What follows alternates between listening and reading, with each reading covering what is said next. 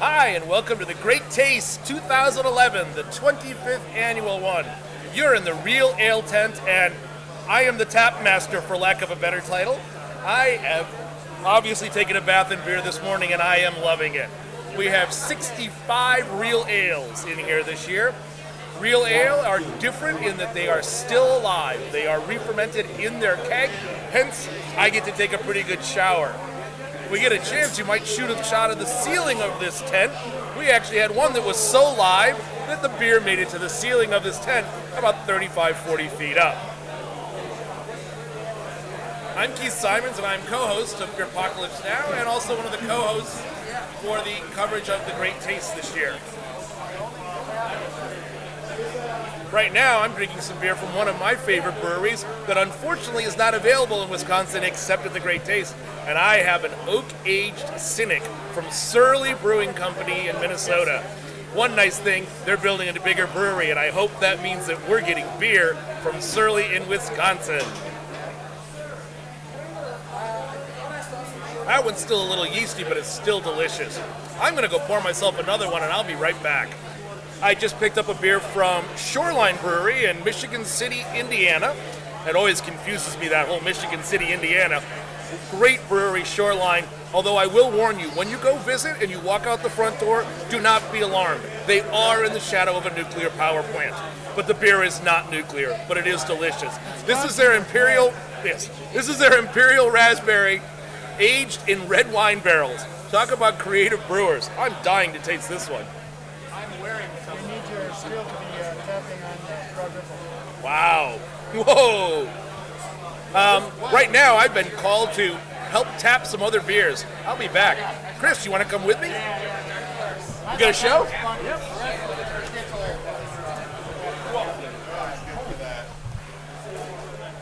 Here.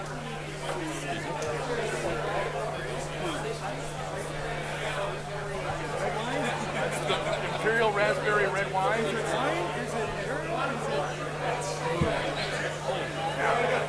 All right, these look spiles first, right? We just got a couple of casks that were a little bit late arrivals. They tend to be very, very lively. You see the muslin here, that's because they're dry hopping this beer inside this pin. This size is known as a pin. These plastic ones are lovely, they're a little bit lighter. See how lively it is having just come in.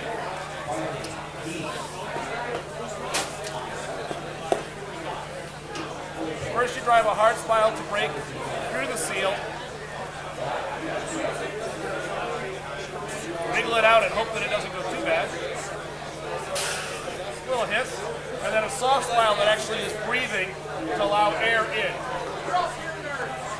Got a second one. These are from Broad Ripple.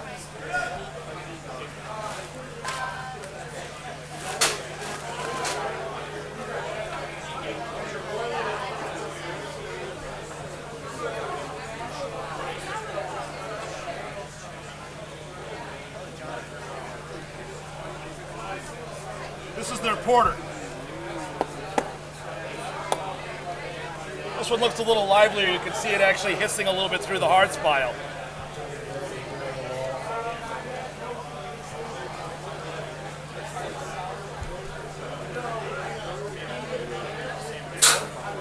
Not too bad. Soft spile in. And next we'll get a couple of taps and I'll put some taps in them. Mike, can I get a couple of taps, please, for these Broad Ripples? 2 taps, please. These are actually using plastic bungs on them. They're a little bit easier than the wood ones. The wood ones always scare me because I split them every once in a while. Thanks, Mike. You got the last 2. I got the last 2 taps. All right, well. How did you get freckles? It's beer freckles.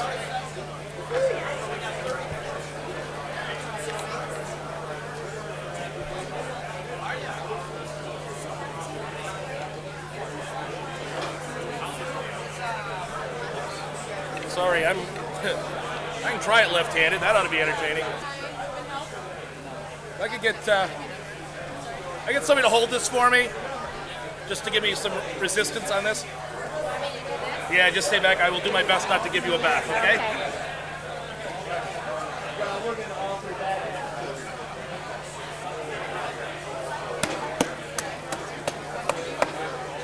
far, so good. Thanks. What's your name? Kristen, Hi, Kristen. Thank you. you got it? Yes. All right.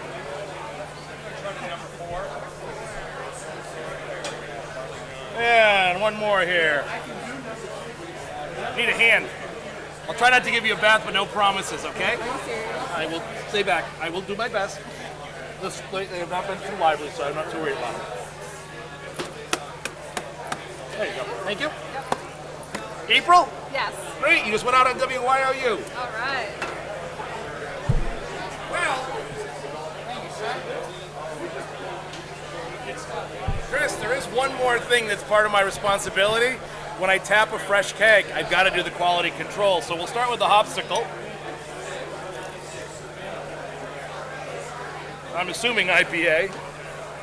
Wow, big hop nose. That's those dry hops up there.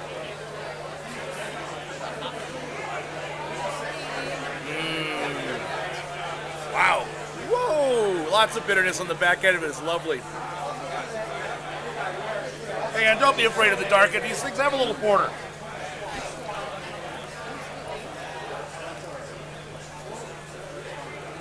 Wow, for just having come in, this is remarkably clear. Makes people really surprised to find that unfiltered beer can be this clear. Beautiful chocolate on this. Just a hint of black patent as well, giving it a little bit of a black cherry almost on the top note. I know, right? I know it. Well, cheers.